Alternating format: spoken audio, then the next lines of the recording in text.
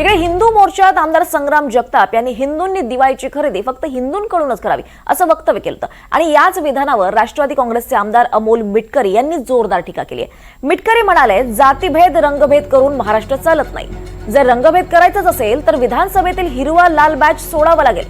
दरम्यान मिटकरी यांनी मुंबईतल्या क्रॉफर्ड मार्केटमधला व्हिडिओ शेअर करत हिंदू बांधव मुस्लिम व्यापाऱ्यांकडून दिवाळी खरेदीसाठी तुफान गर्दी करतायत। आमदार साहेबांचं मनावर घेऊ नका असं म्हणत जगतापांना सवाल केलाय आणि याच बाबत आमदार मिटकरींशी बातचीत केली आमचे प्रतिनिधी योगेश शिरसाट यांनी। राष्ट्रवादीचे आमदार संग्राम जगताप हे दिवसेंदिवस वेगवेगळे विधान करत आहेत। या संदर्भात अधिक माहिती घेण्यासाठी आपल्यासोबत राष्ट्रवादीचे आमदार अमोलजी मिटकरी सर आहेत। दादा, काय सांगाल तुम्ही?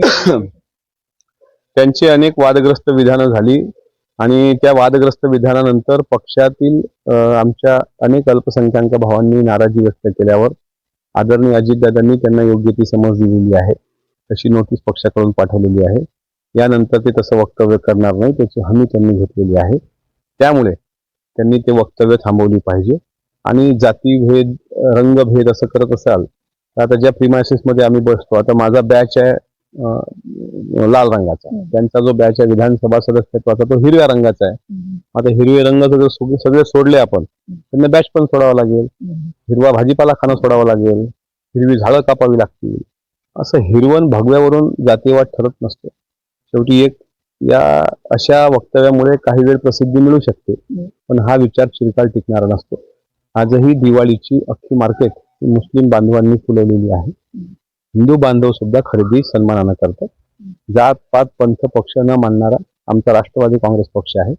तुर्तास त्यांनी अशी वक्तव्य टाळावी असा मित्र म्हणून माझा त्यांना विनंतीवाचा सल्ला आहे। काल दादा आपण ट्विट केलं, काय म्हणाल त्यावेळी?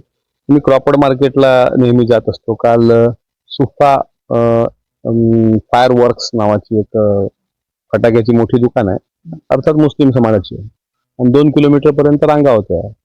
कसं बदलणार तुम्ही चित्र?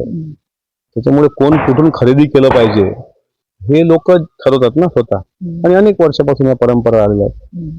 त्याच्यामुळे मी माझं ट्विट वस्तुस्थितीवर केलं।